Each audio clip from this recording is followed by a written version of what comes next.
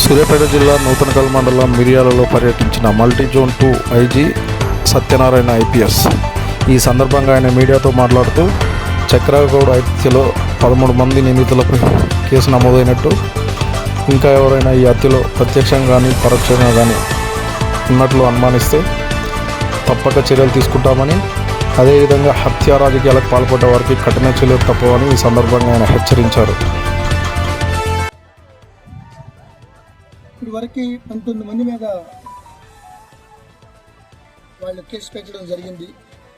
ముఖ్యంగా active role తీసుకున్న 3 అల్లుళ్ళు ఉప్పలయ్య, లింగయ్య, వెంకన్న, కనకటి, అట్లాగే నరేష్, శ్రావణ్తో పాటు చాలా యాక్టివ్గా ఉండి వీళ్ళ వెనకాల ఉండి ఒక పథకం ప్రకారం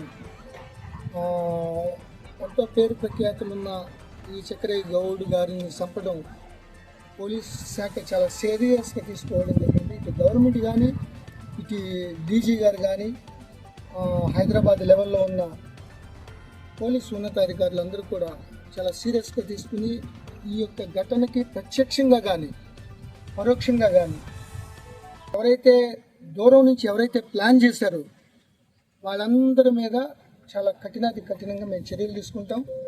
చాలా త్వరితగతిన 1 or 2 daysలో ఇప్పటికే చాలామంది అనుమానితులు 9 మంది దాకా మేము అదుపులో తీసుకుని వాళ్ళందరినీ ఎగ్జామిన్ చేస్తున్నాం, ఇంట్రాగేట్ చేస్తున్నాం. దీని మీద 5 టీములు ఎస్పీ గారు ప్రత్యక్ష పర్యవేక్షణలో 5 టీములు నిరంతరం కృషి చేస్తున్నాయి.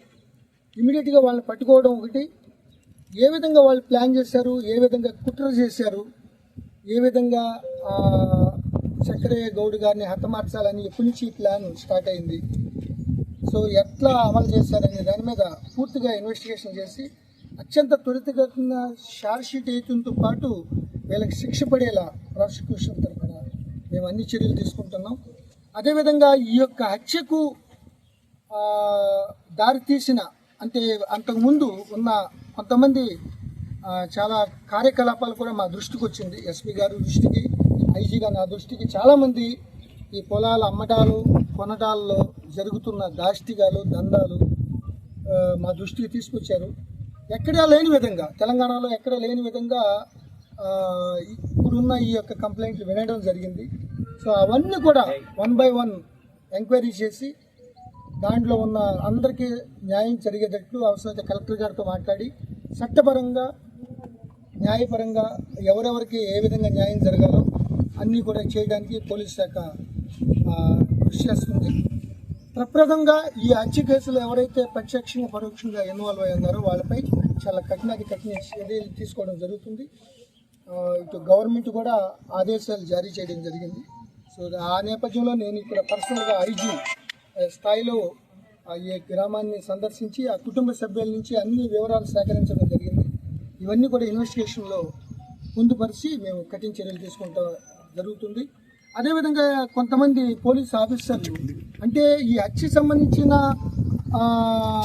ఒక జాగ్రత్త కానీ అలర్ట్ కానీ డైరెక్ట్గా ఇవ్వకపోయినప్పటికీ కొంతమంది ఈ యొక్క దాష్టిగాల్లో ముఖ్యంగా కనకటి వెంకన్న వాళ్ళ అనుచర గణం, ఆ గ్యాంగ్ లాంటి టీము ఏ విధంగా తప్పులు చేశారో ఆ తప్పులన్నిటి మీద దర్యాప్తు చేస్తాం.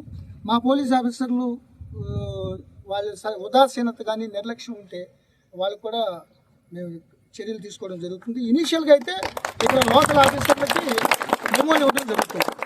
ఎందుకంటే ఈ యొక్క విషయాలని మా దృష్టికి ఎందుకు తీసుకురాలేదు ఇంత జరుగుతున్నప్పటికీ అనే దాని మీద మొత్తం ఇక్కడ కొంతమంది ఎవరైతే 3-4 ఆఫీసర్లకి నేను పర్సనల్గా మెమోలు ఇవ్వడం జరుగుతుంది. తదుపరి ఏమన్నా వాళ్ళు నిర్లక్ష్యం కానీ ఉదాసీనత ఉంటే వాళ్ళపై కూడా చర్యలు తీసుకోవడం జరుగుతుంది. ఇటువంటి సంఘటనలు, ఇటువంటి ఇష్యూలు ముఖ్యంగా రాబోయే స్థానిక సంస్థల ఎన్నికలు ఎంపీటీసీ, జడ్పీటీసీ, సర్పంచ్ ఎలక్షన్లు రాబోతున్నాయి. ఇటువంటి సమయంలో ఇటువంటి సంఘటనలు ఏమాత్రం కరెక్ట్ కాదు. వైలెన్స్కి లేకపోతే ఉద్రిక్త పరిస్థితులకి దారి తీసే ఎటువంటి యాక్టివిటీస్ అయినా ఎంతటి వారినైనా సరే చాలా ఉక్కుపాతంతో అణిచివేయడం యొక్క ప్రభుత్వం యొక్క ఉద్దేశ్యం. దాన్ని తుచ్చ తప్పకుండా అమలు చేయడం మా బాధ్యత. ఎవరు కూడా ఇక్కడే ఈ ఊరే కాదు, ఏ ఊర్లో కూడా కొన్ని గ్రామాలు ఉన్నాయి, మధ్యరాల గిద్దెర చాలామంది ఐడెంటిఫై చేసాం. పొద్దున్నే డీజీ గారు నాకు ఆదేశాలు జారీ చేయడం జరిగింది. రానున్న ఎలక్షన్స్ సున్నితమైన అంశాలతో చిన్న చిన్న గొడవలు, పార్టీలు, ఎన్నికలు అనేది అది ప్రజాస్వామ్యంలో ఒక భాగం. అంత మాత్రాన ఇట్లా హత్యలు చేసేసుకుని ఒకరి మీద ఒకరు పాజిటివ్గా దాడులు చేస్తా అంటే పోలీస్ శాఖ ఊరుకోదు, గవర్నమెంట్ ఊరుకోదు. Will take very very serious action. అందరి మీద యాక్షన్ తీసుకోవడం జరుగుతుంది. మా పోలీస్ శాఖ నిర్లక్ష్యం ఉంటే వాళ్ళ మీద కూడా మేము డిసిప్లినరీ యాక్షన్ తీసుకోవడం జరుగుతుంది. Thank you.